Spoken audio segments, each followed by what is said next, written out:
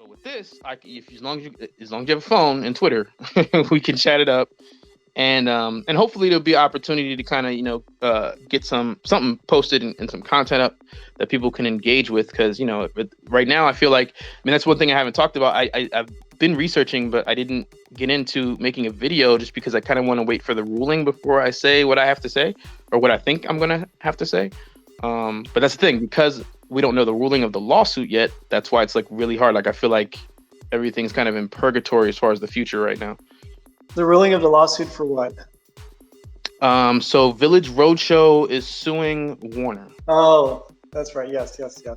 Because of the layers to it, right? Yeah. So as far as the Matrix is concerned, it's over the money. It's over the budget, the co-financing, the HBO Max streaming numbers. That there's no real way to, There's no real way to track that. So. Yeah, it's a tricky thing. We're in a new frontier right now. Sure. Right. So, and the first thing that popped in my head was the Scarlett Johansson thing, because, on the surface, you would think that is kind of like a case that like set a precedent, but they settled. You see what I'm saying? So they didn't set a precedent because they settled. There was no ruling. Right. But this time there's no, they're not settling yet. So we'll see. Right. We're not there yet. We don't know. They might settle. They could settle. Honestly, as far as the future of the franchise goes, I hope they settle. But I don't know. I mean, it looks like the relationship is pretty fractured. That could be posturing. But I don't know. I don't work there. I don't really. That's why I'm kind of just trying to wait, because I don't want to, jump to conclusions like I see a lot of YouTubers doing, like, when the news first hit. And I get it, everybody goes off of the articles. I've made plenty of videos off articles. and not judging other content creators by any stretch of the imagination. I just wanted to present the most factual and accurate version, and that means I need more information, so I'm being patient. Yeah, that's good. Definitely. Have you heard any news about anything else that's going to be coming out for Matrix related? Like, do we know there's going to be a spin-off, or like, is there any news there? This is what I've been saying, man. And I feel like this is such a weird space for the Matrix community right now. Like I said, for me, I really feel like it's purgatory. Now, I've seen a lot of people, say that they're excited or they're waiting for some type of announcement for a fifth movie, and a lot of people are wondering what's next. And I'm just looking at this lawsuit like, right, we sidetracked. I talked specifically about the numbers being the Matrix part of the lawsuit. The other part of the lawsuit is specific to whatever this new Wonka movie is, and Charlie and the Chocolate Factory, that is also co-financed by Village Roadshow, partnered with Warner. And Edge of Tomorrow, that was the Tom Cruise. Yeah, I remember that one. I wrote a review of it. Yeah. You did a review of it? Would you consider that cyberpunk? Yeah. Well, it's wait. We've had this conversation. Yeah. It's time traveling. In general, I don't. Yeah, in general, I don't actually count time traveling as cyberpunk, but it's very close. Close, because there's some cool tech, but it's military tech, so it's clean. Yeah, it is dystopian. It's not oppressive government. It's aliens instead. So I think technically it wouldn't. It's very close. I don't think it would qualify, but it is very close. I mean, I have people that are saying that the Expanse series is definitely cyberpunk. And I always feel like I can kind of argue with that a little bit. And I mean, a lot of people consider the Terminator classic cyberpunk, which again, because of the time traveling nature of it, it can be argued a bit. But yeah, I guess, I mean, like, first Terminator film was almost exclusively in the modern day, It was not futuristic. It was just one tech that came back. But anyways, I'm going off on a tangent here. No, it's a tangent that I'm okay with, because I believe that when we had this conversation originally, I feel like we did reference Terminator, and I did feel like that counts. But like you said, the future is always part of that story, right? It's not like they don't reference that story. And like you said, when you get to the future, you got the dystopian, post-apocalyptic, very dirty. It's low tech for the humans. You know what I mean? Yeah. Yeah, but it's always, I mean, whenever I ask that question, is this cyberpunk? It always comes back to, is there an element of high tech, and is there an element of low life? Is there an element of this like? And the low life is really usually the sticker, because low life means some sort of punk aspect, which often Mm-hmm. involves fighting Mm-hmm. against some sort of oppressive regime of some sort. And so robots, I guess you could consider an oppressive regime, but they're set in the future. And then, I mean, they're also high tech, obviously, but aliens coming from abroad, are they oppressive? Not really. They just want to invade. But then it's an alien invasion story, right? So Edge of Tomorrow is a little bit of high tech, but kind of more on the tech. I mean, the travel tech, the time traveling tech, and then an alien invasion. You know what I mean? So there's no Right, and oppressive we can government. even There's no. and we can even argue the time travel aspect. Spoiler alert, because it's really like this alien Groundhog Day thing going on. Um, you know what I'm saying? Like you got to do it till you do it right. You know. I can't believe how you just summarized the entire Edge of Tomorrow to just Groundhog Day aliens. Yes, I mean, yeah. You should summarize other movies. Like, what would The Matrix be? Just guy wakes up from a dream. Yeah, I guess. Yeah, no, I mean, I guess there's somebody had to pitch a one-liner, right? What do they call that in Hollywood? I don't. I think it's just pitch actually, but Sales pitch, yeah, or pitch the idea. no, Yeah. log line. There you go, log line, or that's the script version anyway. But yeah, just the one sentence summary. Oh yeah. No, but I think you came. I like your wording here. I think you came up with something here. I think, or at least a rule that I can follow, that I can remember. If we're talking cyberpunk and the word punk is in there, that's my reminder. Like, if there's not something dirty, like you said, if there's not something, damn the man, save the empire. If there's not that quote unquote punk element, it's not cyberpunk. That's right. Yeah. So yeah. I mean, the tagline didn't come out from nowhere. It's I think it was mentioned at some point in the original. You know, the thing is, the term cyberpunk was coined by Bruce Bethke in his short story Cyberpunk, and I haven't even read that one yet. It's hard to get your hands on. You know, I feel like it's a travesty that I can't be up here talking about cyberpunk and not having read some of the original stuff. I mean, I know technically the original stuff would be Neuromancer, and I read that. That was one of the first things I read. But still, I mean, the name itself is so common nowadays. I gotta read that story somehow. And that's kind of like, in a way, that's kind of like this cool, like, you know, cyberpunk, like, what am I saying here? It's like this, almost like you're like this Indiana Jones, you know, literary archaeologist trying to find this story. Yeah, So I like your spin on things, man. In general, that's yeah. I'm an Indiana Jones archaeologist of cyberpunk, sure. Yeah, I'm just gonna find my cyberpunk hat that looks like a fedora. no, I wish you the best on that journey, and please let me know what you find. But right, we keep sidetracking. So back to Edge of Tomorrow, though, right? So this is another Village Roadshow co-financed Warner Brothers picture. But that never went on So- HBO Max, right? What? I'm sorry. Oh no, Edge of that Tomorrow came out a while ago. yeah, that came out a while ago. I don't remember what year. I want to say like 2017, maybe somewhere around there. So, yeah. But yeah, so right, but that was the movie. So Warner wants to make a TV streamer, an HBO Max streamer. Oh, okay. And so that's how that's coming in. Uh-huh. Right, because they're basically, from Village Roadshow's side of the argument, they're being cut out of that. Like Warner just did it without them. Oh, okay. And so HBO Max now wants part of that. Well, Warner is HBO Max, right? So that's the thing. Oh, okay. So Village Roadshow isn't cut in on that, because as far as their co-financing deal, it's just quote unquote film. Oh, I see. So Village Roadshow will be losing part of that series that HBO Max and Warner are trying to make. So do you see what I mean? That's what I'm saying. So when everybody looks at the headline, they're, as far as Matrix fans, they're just looking at the money in the box office, because that's what everybody's talking about. Oh, it didn't make the box office back. Okay. Right. So and if again, the series comes out into the future, then that would also be like, is it just Warner Brothers that's getting it with HBO Max, or is Village Roadshow going to get a share of that too?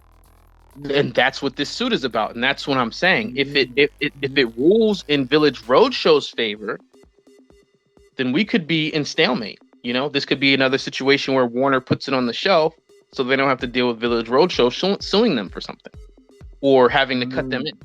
You see what I mean? Yeah.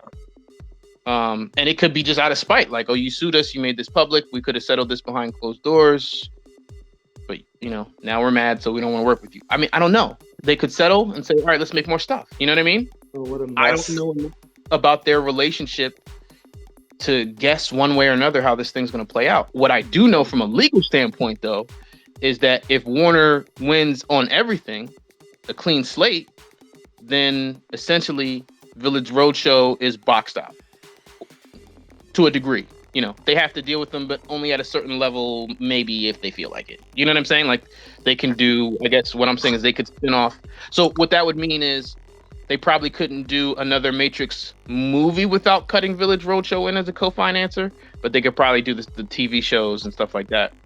Uh-huh. Well, also, no, that was the Wonka thing is a movie, but the Wonka thing is a prequel. Oh, okay. So again, if Warner makes a clean slate and wins on all three kind of situations here, then we might be looking at a situation where if we see another Matrix movie, it's the Zach Penn Morpheus prequel story. Okay, and then Village Roadshow wouldn't have to be involved because it's a prequel. Right. But that's if Warner wins the Wonka dispute. You see what I mean? There's a lot of moving parts in this, man. There are three major. I feel like we should, like, you should make a video and I should make a blog post of Willy Wonka. Willy Wonka will determine the future of the Matrix.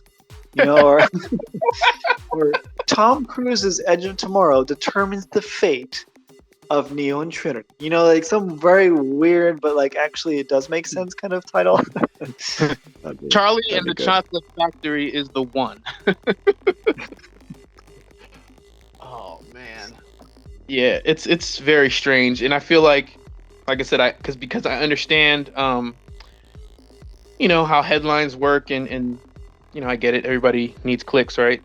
Pay bills, so. You know, the focus was on the numbers, but there was more to it. And what like about the video games, though? Like, is Village Roadshow also connected to the video games? Yeah, that's the thing. From my understanding, so I'll put it this way: all the contractual language, not very specifically related to the case, was redacted. It's like blacked out. So I don't know how the IP relationship is set up between them. If I had to guess, Warner owns the overall IP, and Village Roadshow contractually only has to be cut in if it's a film. If I had to guess, I don't know, but I'm assuming a video game can be made without Village Roadshow. Well, I don't think the Village Roadshow was involved in the path of Neo, right? You see what I mean? Like, that's what I'm saying. I think that's the whole, you know, Edge of Tomorrow beef, is that's not a film, so we can do this without, because it's not a film. But again, I could be wrong. I'm not 100% sure. You know, because when the film released, right before, we had that little teaser thing from. Did you ever play that on Xbox or PlayStation? I didn't play it. I watched the video, but I didn't get a chance to actually play the demo. You haven't played it yet, and it's been out for how long? Surely you have a friend or somebody that you can go to their house and try it out. Sure. Like, yeah, no, you know, in fact, my old roommate, my old faction leader, has, you know, PS5. I'm sure we talked about it. He's played it. In fact, I think he's the one that showed me the link when they showed the demo. But I guess, but just even like the legal situation that we're talking about right now, I guess I was not in a rush to play the demo because they didn't say, oh, this is a demo for a game that's coming out in 2024, right, or 2023. Yeah. They said, oh, we did this thing, and maybe we'll do something else, and maybe we won't, or whatever. Right. You know what I mean? So I didn't want to get excited for something that we're never actually going to get. Yeah, but I mean, it obviously it's a lot of work to create a video game, but they already created a very easy blueprint that also they could use to show anyone who had an idea of playing the game, saying like, look, we made this already. It's very tangible. It's very easy to see what it would look like. Let's now make an actual game out of it. I don't know why they wouldn't have any takers, or why they wouldn't I think people would definitely buy that game. I know I Dude, would.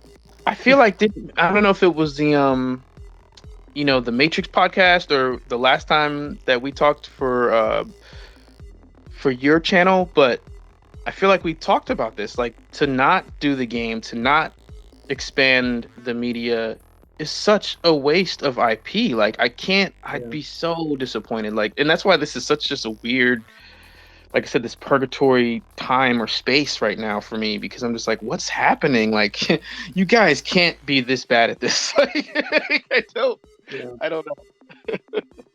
You know what I'm saying? Yeah. Like, I mean, I get it. It's not Star Wars in the sense that you can't really advertise Matrix to children directly, right? I get that. I'm okay with that. I'm fine with that. I understand that they're not going to necessarily make as much money as Star Wars or the MCU or even the Right. DCU, which is a Warner property. I understand that. But there is plenty of money on the table. Now, right. And then that's the other thing. Again, I know a lot of people are saying that uh, the Matrix Resurrections didn't make its money back at the box office, which to date is true. I think what is up to 140, 150 million, and the budget was 190 million. Oh boy, I gotta check. I Yeah, haven't I been think thinking that either. I haven't. The last time I looked at the numbers, probably like a week ago. But right, but that is the box office. With the HBO Max streaming simultaneous, COVID released. Now, Mm-hmm. on the back end, and this is why Village Roadshow took the offensive, I think. Again, I think I'm not on anybody's legal team, but when you look at the subscription numbers, like I said, there's no way to track or quantify exactly how many Matrix fans signed up to HBO Max. Right. But what I can tell you is the subscriptions that they gained since they announced The Matrix and other movies too. I'm not going to just sit here and say that everybody signed up for Matrix, but we got to be real. A lot of people signed up for Matrix. Basically, I think Matrix, Dune, and I'll give you like two other film spaces did the heavy lifting. Yeah, for sure. You know what Yeah. I'm saying? Like, for real. I didn't even know HBO Max was a thing until they announced the Matrix Resurrections simultaneous release. Um, Yeah. you know, um, but yeah, there's no way to know exactly how many people signed up for Matrix. But on the back end, I'm sure they made up the difference. I'm positive. Like, basically, the rough numbers is an Yeah. additional. It was I like got the 12 million. numbers right. Yeah. Sorry. Go ahead. And I was gonna say, I think it was like the rough number was like 12 million subscribers in a year, something like that. Oh, that's a I mean, lot. again, that's a lot, and it's across the board. Like I said, I get it. Matrix isn't responsible for all of that, but I'm saying the 50 million quote unquote lost at the box office, Warner, they made up somewhere else. Like, they're not hurt. Don't cry I'm for them. looking right now on Wikipedia. This is they they retrieved an article from February 28th of this year, so that's pretty recent. They say the box office was 156.6 million out of a budget of 190. So they're only like 34 away. Not Yeah, they're only are they only 34 million 34 away, away. but like you said, the 28th was literally what, last week, if that, like a few days ago, or Monday. That was Monday. Yeah. Okay, so Monday, so not only is that, like you said, that's an accurate number, it's bigger than the number that I heard. Like I said, whatever the last number I saw, which is probably like then I guess last week or 2 weeks ago, was somewhere between 140 and 150. So it's still making money. Yeah. You know what I mean? Like, it's not. So it will make it back, I think, but just barely. It won't be like this massive blockbuster sell. Right. In terms of box office, and that's the thing. I think the box office will eventually break even, but I do believe that Warner still made massive money, and that's the beef of the lawsuit. Because what I didn't realize, with this whole co-financing situation, I'm new to the business side of the movie or film industry. So, with the music industry, for example, like, so let's say a rapper or a rock band is signed to a label, and then, the label pays for the studio time and the, hotels and like all this stuff. And they just, and, they give the artist in advance, right? So they can live, right? Yeah. And all that is given to the artist before the album is sold. So then when the album is sold, the music label recoups whatever they spent or invested on the artist before the artist gets paid, right? Yeah. So I didn't realize that the co-finance situation is similar to that. So Village Roadshow didn't give them 95 million or 100 million to make the movie up front. Oh no, Warner just spots that, and then that comes out of the box office. You see what I mean? So Warner is just spotting this money for the budget, and then the money goes back directly to Warner. Right. So because it didn't make it back, it hasn't broken even yet. Village Roadshow has not paid their half of the financing yet. Oh. So that's why Warner says that Village Roadshow owes them $100 million. That's half of the budget. Right. It's probably 95, but you get the point. You know, once we're in the double-digit millions, what's another 5 million? You know, round that thing up. Give me 100.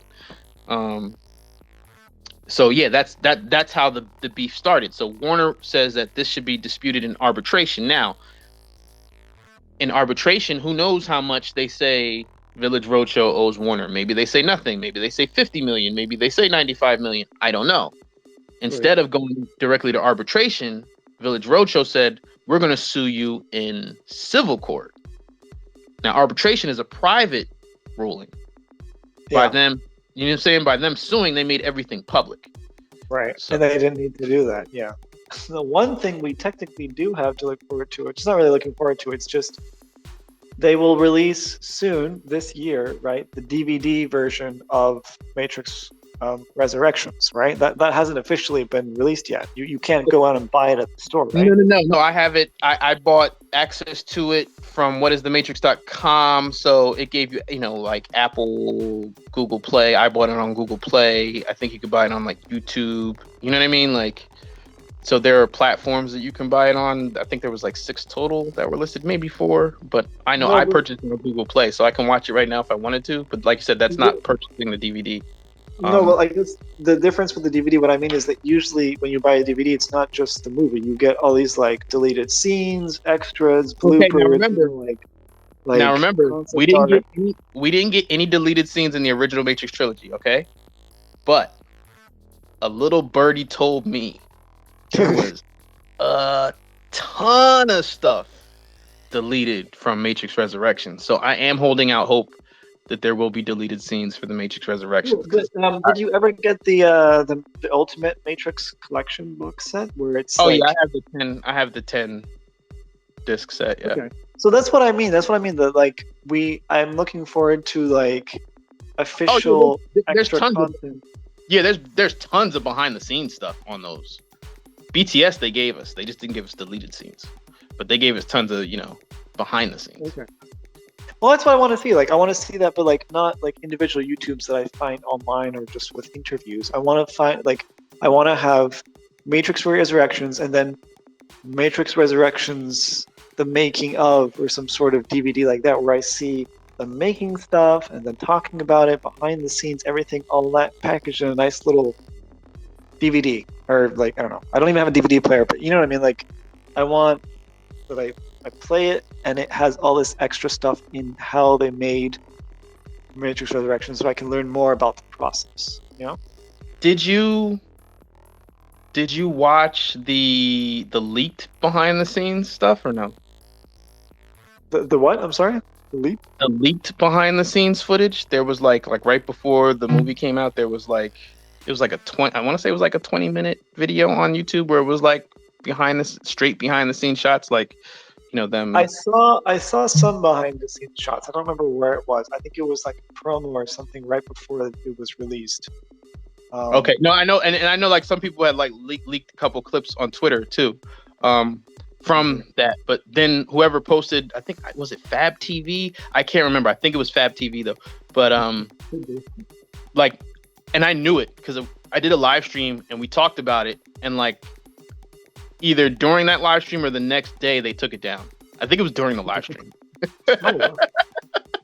It was an exclusive. Yeah, just no, I saw it. And it still exists. I'll put it that way. Yeah. It still exists. You recorded in some way. Okay. Well, we just have to bide our time for when that does come out. Because I mean, I'm sure when they release the DVD. Do you have a date for that when they're releasing the DVD version? That I haven't seen, honestly. Is it usually like 6 months after the release of the That's what I was just film gonna in say. It's funny you theaters? said that. I was just gonna say that. Back in the day, 6 months was safe, but I feel like it's faster than that these days. I could be wrong. Mhm. Maybe it's a 2020 thing. I don't know, Mhm. but it feels like it should be faster than that. Yeah, it should be. Um, because when that DVD releases, I'm sure there's gonna be all this other content to get people to buy, because they won't just buy the DVD if it's available in digital already for a while. But they would buy it if there's extra content, therefore it's more value for when you get it. And then when that comes out, someone's going to record it, post it online or something, and then we'll be able to enjoy it the Yeah. rest of us Well, I'm definitely in the gonna same buy it way. and support it. Just like I said, I bought the what's that? The Google Play version and my IMAX tickets and Yeah. my HBO Max subscription. So I'm definitely gonna support the DVD purchase. And to your other point, I'm really hoping that they do release the actual Matrix Awakens as a game, and that we'll have at least that. It doesn't make sense to not do that since they did all the heavy lifting already. Yeah. Um, Other than the whole, if there's a legal situation, which again, I don't think that a video game would fall under that umbrella of a Village Roadshow problem, but I don't know for sure. And that's the reason why I haven't done the civil suit video yet, because I want a little bit more information, I think. But I don't know. What do you think? Maybe we should, I don't know, because if the recording recorded properly and saves somewhere and I can move it, do you think we should post this? This turned out to be a pretty decent conversation. Yeah, no, I think you should definitely post as like a interview podcast, impromptu Cyberpunk Matrix and Lazarus from NeoMatrixology combined forces again.